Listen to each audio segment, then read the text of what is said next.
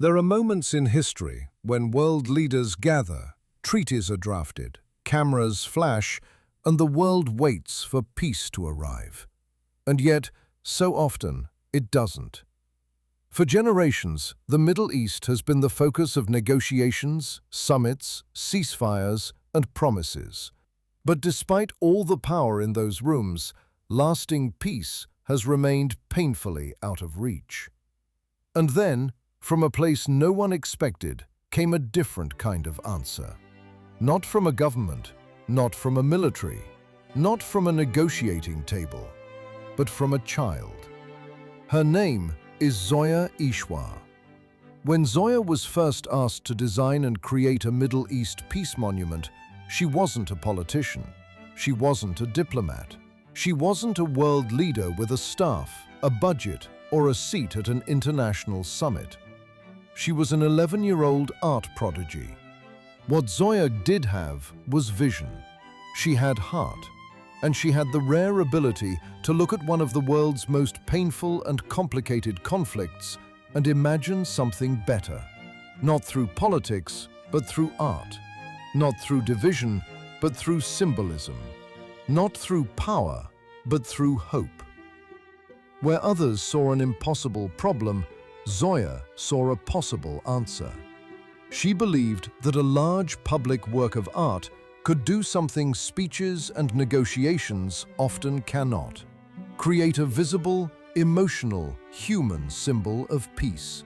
Something people could stand before, reflect upon, and recognize as a shared aspiration across borders, religions, and generations. Turning a vision into a monumental bronze sculpture takes more than inspiration. It takes design, engineering, fundraising, fabrication, logistics, and the willingness to keep going even when the path is uncertain. What once existed only as an artistic vision has now become a completed monument, a towering bronze work of art, powerful in scale and profound in meaning. It stands not simply as a sculpture, but as a statement that peace is worth building, that hope deserves a physical form, that even in a world exhausted by conflict, there are still people bold enough to create symbols of unity. And perhaps most remarkable of all is this: Zoya finished what she set out to do. She answered the Global Peace Initiative's call and built the monument. At an age when most children are still discovering what they want to be, Zoya chose to take on one of the biggest moral and humanitarian themes of our time, and she brought it to life. That alone is extraordinary. But for Zoya, completion of the monument is not the end of the story. It is the beginning of its true purpose. Because this monument was never meant to sit quietly in storage or remain just a private achievement.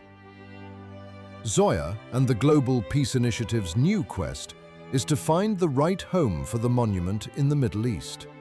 A meaningful, visible, and historically important location where it can become what it was always meant to be: a beacon for peace.